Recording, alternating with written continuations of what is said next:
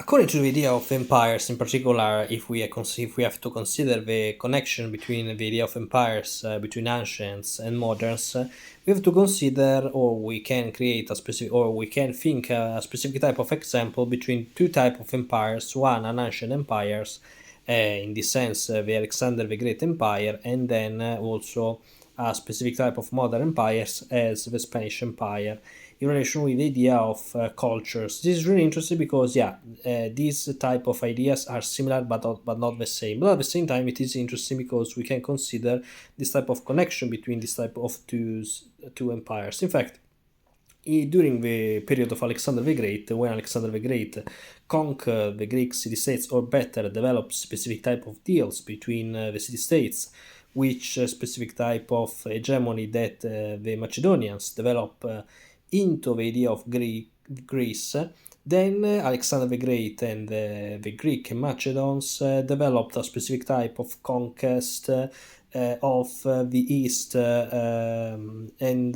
therefore the western part of the Persian Roman Empire. Therefore, Alexander the Great conquered the east part of, for example, that lands that were at the east of the Greece, and at the same time he developed the main plane of the main project of his father, Philip, to conquer the, for example, in this sense, western part of the Persian Empire.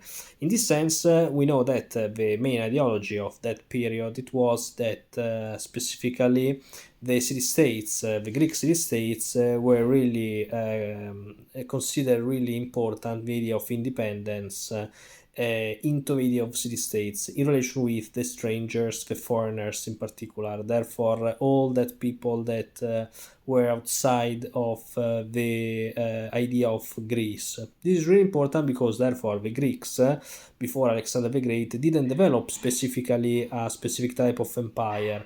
Or better, they developed empires but without a specific type of connection with other type of cultures.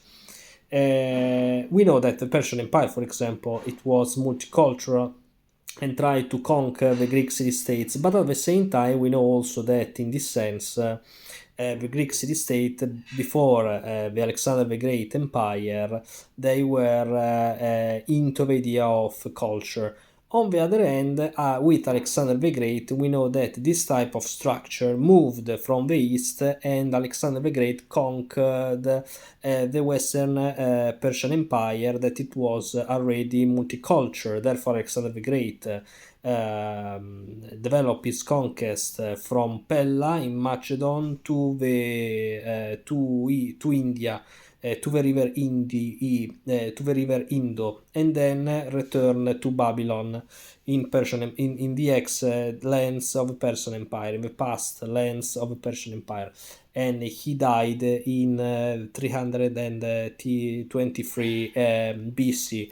What is really interesting in this sense of this type of procedure movements of Alexander the Great is that directly he wanted to conquer the Persian Empire, therefore its lands. For example, he arrived also in Egypt before the Battle of Gaugamela of 331 BC. But at the same time, we know that this type of movements indirectly develop a specific type of connection between Greeks, Macedonians people, and also Persian people. In fact, for example, in this sense, the same Alexander had to develop specifically different type of connections, cultural connection with these people. For example, the same Alexander the Great married a woman of the Persian Empire, Rossane, that it was a princess of Bactria, a region of the Persian Empire. And we know that already the Persian Empire it was multicultural before the idea of Greeks. Greeks were in relation with their independence and they didn't support the idea of multicultural position. The Persian Empire already it was multicultural also during the 5 and the 5 century BC. Before Alexander the Great. But then, when Alexander the Great directly arrived to conquer this type of empire, the western part of the Persian Empire, we know that there was a specific type of connection between the Greek cultures in relation with the idea that the man of Alexander the Great that conquer during time, during this type of years, during the campaigns of Alexander, the western part of the Persian Empire, they tried to connect, or better, they are indirectly connected with these people, these barbarians that, according to the Greeks, were barbarians. Therefore, directly Alexander supported the idea of conquest, according to the idea of Homer, Achilles. Probably Alexander wanted to conquer because he wanted to develop a specific type of idea of Homer in relation with the myth of Achilles. In fact, Alexander probably believed to be a demigod, the son of Zeus. But at the same time, we know that this type of structure indirectly develop a specific type of connection between the Persian cultures and the Greek cultures and the Macedonian cultures that became the hegemony of the Greek, in particular in the middle of the 4th century BC. This is really interesting because, therefore, the soldiers of Alexander, the people who followed Alexander, also the intellectuals who followed Alexander, arrived to develop specific type of relationships with the barbarians, and the barbarians also with these people, with these Greek and Macedonian people. And therefore also arrived a different type of sons, because the men of Alexander marriage the women of the Persians, and in this sense arrived to be some sons and daughters that they were, according to the main ideology of that time, a sort of in the middle between the idea of Greeks and the idea of Persians. Therefore, according to the Greeks, this type of people that they were born from a person who was Greek and a person who was Persian, it was in the middle. And in this sense, according to this type of ideology, it is difficult to specifically to define this person. According to the Greeks, in fact, this type of structure that Alexander developed, it was it was strange, really strange. This is interesting because this type of empire tried to be indirectly, tried to develop indirectly a specific type of question, issue, the issue of inclusivism, that then the Roman Empire in this sense developed. In fact, the Roman Empire didn't consider the color of the skin, for example. It wasn't an idea of racism during the ancient world.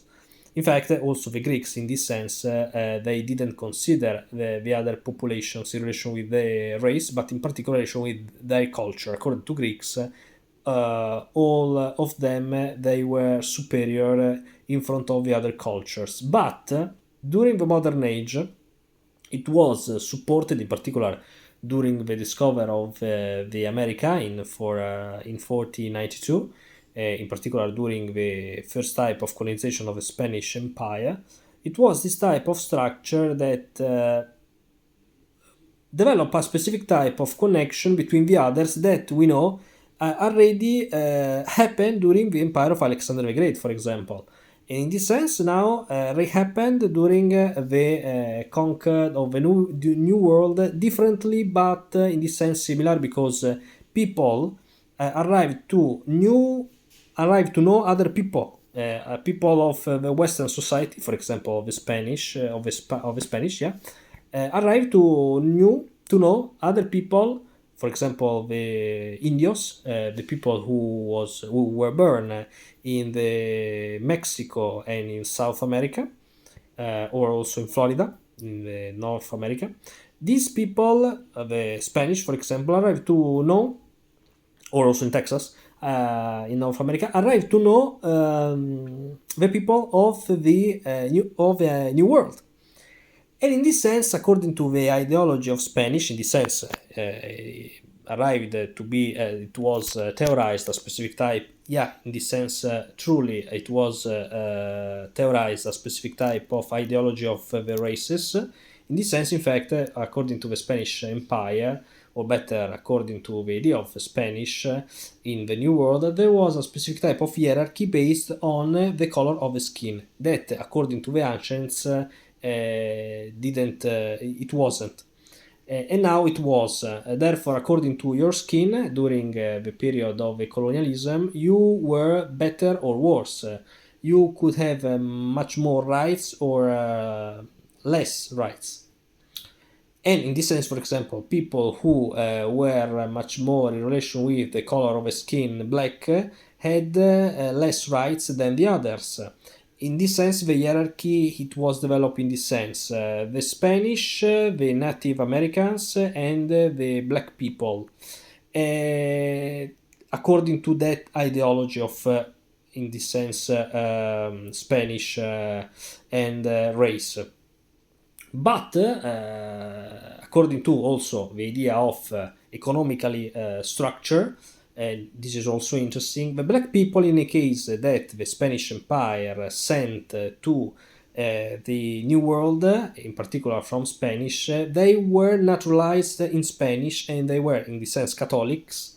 Therefore, these people, according to the main hierarchy, were at the last in the last part. But according to the main idea of connection with the Spaniards people, they were much more important than the natives, because they already were had a specific type of culture in relation with Spanish, and this is really interesting. In any case, we know that in the end, this type of theory of the races, it was developed during the movements of the Spaniards people in the New World, and then we know also that in this sense, in any case, if we have to consider the English colonialism and the Spanish colonialism, we know that also the English people develop a specific type, in this sense, hierarchy as the Spaniards, but Spaniards were developed also the natural law much more, in particular from the 5th century AD, much more than the England. In fact, the Spaniards arrived before England, but at the same time they developed a specific type of society that it was inclusive, differently by England, that in any case, and this it was we can see this in particular also with the birth of the United States in the 18th century. The England didn't develop specifically the idea of rights also for the black people, but also for the natives, for the Native Americans. In fact, for example, the king of Spanish, Carlo V, developed a specific type of law that supported in specific type of parameters the natural law of the Native Americans, but also the black people, Native Americans, that according to Carlo V didn't according to this type of law, these people couldn't be considered slaves and couldn't happen slaves as Native Americans. For the black people, instead, a specific type of law that supported them objectively, differently by the idea of their lords. And we know therefore that this type of structures and laws, the English didn't develop this type of laws differently by the Spanish. In this sense, Spaniards people developed a specific type of more inclusive society much more than English people. Bye.